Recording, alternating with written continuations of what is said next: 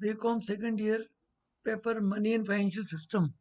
आज की कक्षा का टॉपिक है स्ट्रक्चर ऑफ मनी मार्केट। मुद्रा बाजार के अर्थ के बारे में, उसकी परिभाषा के बारे में, उसकी विशेषताओं के बारे में अध्ययन करने के बाद अब आता है मुद्रा बाजार की संरचना कैसी होती है।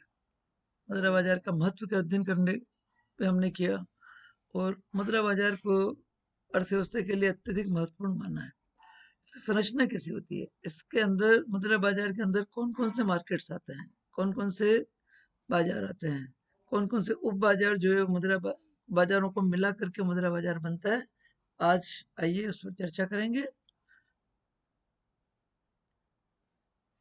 स्ट्रक्चर ऑफ मनी मार्केट, मुद्रा बाजार की संरचना कैसी होती है। संरचना, मुद्रा बाजार की 5 महत्वपूर्ण बाजार मुद्रा बाजार के अंतर्गत पाए जाते हैं। उनको हम विस्तार से समझने की कोशिश करेंगे। पहला है कॉल मनी मार्केट। अल्पकालीन प्रतिभूतियों में सबसे अधिक लोकप्रिय और सबसे अधिक प्रचलन में है कॉल मनी मार्केट, यानी money call at short notice. अल्पकालीन सूचना पर मुद्रा की व्यवस्था या वित्त की व्यवस्था करना, ये कॉल मनी मार्केट कहलाता है। जो व्यापारिक बैंक प्रतिष्ठित ग्राहकों को अल्पकालीन सूचना पर जब जरूरत हो तब तत्काल जो है वो एक निश्चित धनराशि उधार के रूप में उपलब्ध कराते हैं। और वो प्रतिभूतियां जो 48 घंटे के लिए या 2 दिन से लेकर के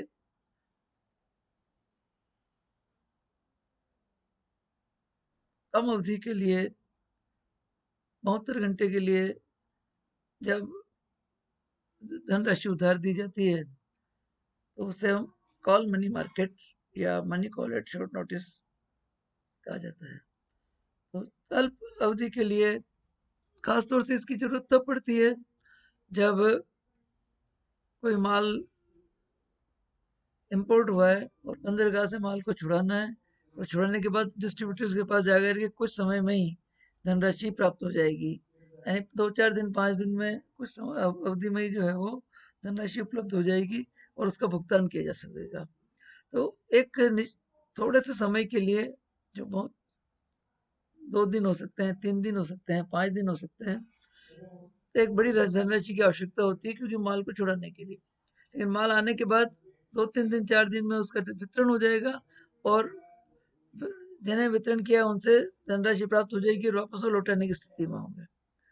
ऐसा मार्केट जहां पर अल्प अवधि के, अत्यधिक अल्प अवधि के लिए शॉर्ट नोटिस पर धनराशि उपलब्ध होती है, प्रतिभूतियों का लेन देन किया जाता है, उसे कॉल मनी मार्केट कहते हैं। दूसरा इंपॉर्टेंट मार्केट होता है एक्सेप्टेंस मार्केट। भारत में स्वीकृति बाजार इतना सुदृढ़ नहीं है, लेकिन अगर अंतर्राष्ट्रीय स्तर पर देखें तो न्यूयॉर्क मनी मार्केट है, लंदन मनी मार्केट में, अन्य विकसित देशों के मुद्रा बाजारों में एक्सेप्टेंस मार्केट बहुत महत्वपूर्ण मार्केट होता है। यानी इसमें विनिमय बिल स्वीकृत किए जाते हैं, बिल्स ऑफ एक्सचेंज को स्वीकृत किया जाता है, और स्वीकृत करने वाली जो संस्थाएं होती है उन्हें स्वीकृति गृह कहा जाता है, एक्सेप्टेंस हाउसेस कहा जाता है। तो जब बिलों की स्वीकृति जिस बाजार में होती है और उस बाजार को स्वीकृत बाजार कहा जाता है या एक्सेप्टेंस मार्केट कहा जाता है। इसमें विनिमय बिल धनराशि प्राप्तकर्ता द्वारा लिखा जाता है और जिन्हें भुगतान करना है यानी ऋणदाता द्वारा लिखा जाता है, ऋणी द्वारा जो है वो स्वीकार किया जाता है। इस ये जो स्वीकृत हुआ विनिमय बिल है उसे वो 90 दिन के लिए बिल की अवधि लिखी जाती है। आमतौर पर बिल जो है वो 90 दिन के लिए होते हैं। अब 90 दिन के बाद जो है उस धनराशि प्राप्त होगी, लेकिन बिल के प्राप्तकर्ता को धनराशि जल्दी चाहिए तो वो एक्सेप्टेंस हाउस, स्वीकृति गृह में उस बिल को पेश करके उस बिल को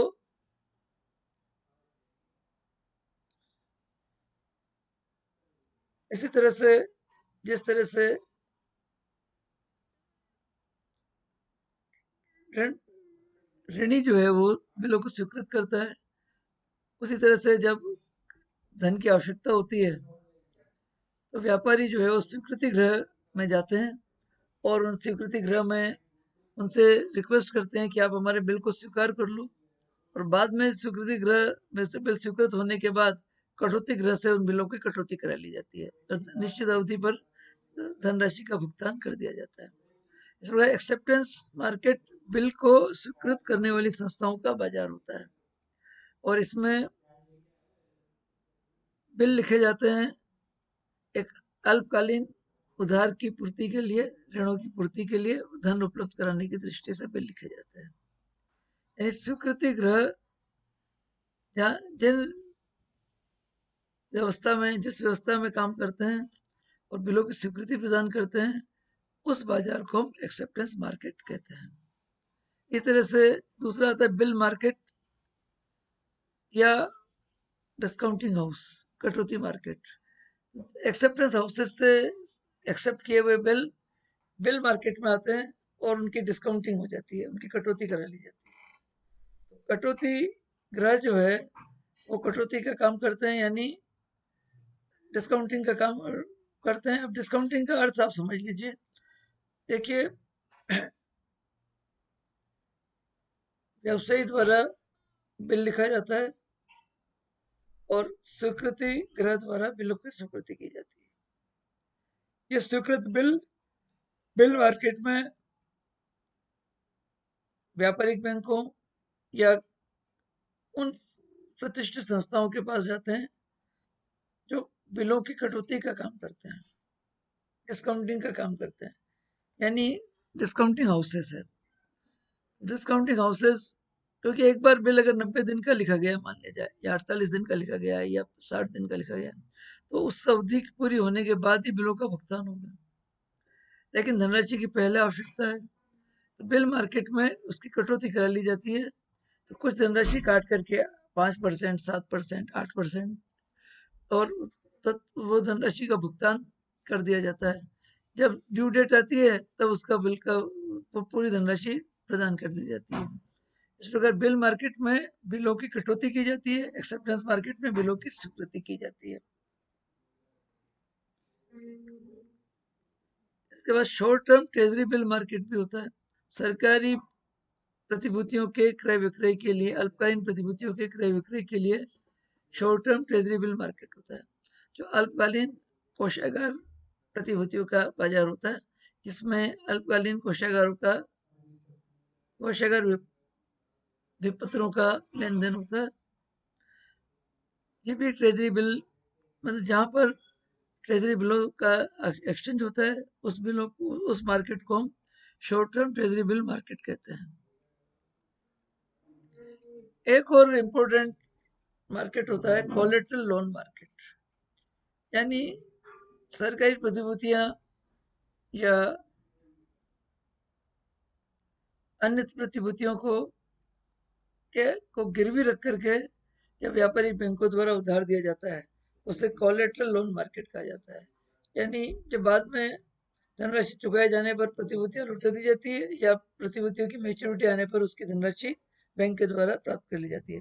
तो ये व्यापारिक बैंक कुछ प्रतिष्ठित ग्राहकों को उनके द्वारा क्रय की गई प्रतिभूतियों के को गिरवी रख करके उसके एवज में जो है वो धन उधार दिया जाता है, और उस मार्केट को कोलेटरल लोन मार्केट कहा जाता है। इस प्रकार इस मनी मार्केट के स्ट्रक्चर पर हम दृष्टि डालें तो सबसे सूक्ष्म इकाई, महत्वपूर्ण इकाई कॉल मनी मार्केट, यानी कॉल करने पर मांग वही धनराशि उपलब्ध करा दी जाती है, यानी अल्प अवधि के लिए ऋण जो है वो इस कॉल मनी मार्केट में उपलब्ध होता है। एक्सेप्टेंस हाउस में बिलों की कटौती की जाती है, बिल मार्केट में बिलों की डिस्काउंटिंग की जाती है। इन एक्सेप्टेंस मार्केट, डिस्काउंटिंग मार्केट कह सकते हैं इसे। फिर short term treasury bill market, अल्पकालीन अवधि के ट्रेजरी बिल्स भी होते हैं, और उन ट्रेजरी बिल्स का जो एक्सचेंज होता है उसे ट्रेजरी बिल मार्केट कहा जाता है। Collateral loan market, collateral loan loan का मतलब है प्रतिभूतियों के एवज में उनको गिरवी रख करके ऋण प्रदान करना। बैंकों द्वारा जब प्रतिभूतियों के एवज में प्रतिभूतियों के सर्टेन परसेंटेज कम राशि में, यानी मान लो 100 रुपए की प्रतिभूति है तो 60 रुपए 70 रुपए जो है वो का कोलेटरल लोन प्रदान कर दिया जाता है, ताकि जब समय अवधि आएगी तब उसका भुगतान कर दिया जाएगा। इस प्रकार अगर हम संक्षेप में कहें तो मनी मार्केट का स्ट्रक्चर जो है वो बड़ा सिंपल है। कॉल मनी मार्केट है, सबसे महत्वपूर्ण कड़ी है। उसके बाद एक्सेप्टेंस मार्केट है, फिर बिल मार्केट है, short term treasury bill market है, कोलेट्रल लोन मार्केट है। इस प्रकार मुद्रा बाजार की एक विशेष संरचना है जिसमें स्वीकृति गृह भी है, कटौती गृह भी है, अल्पकालीन ऋणों की सुविधा भी है, मध्यमकालीन ऋणों की सुविधा भी है। आज हमने अध्ययन किया है शॉर्ट टर्म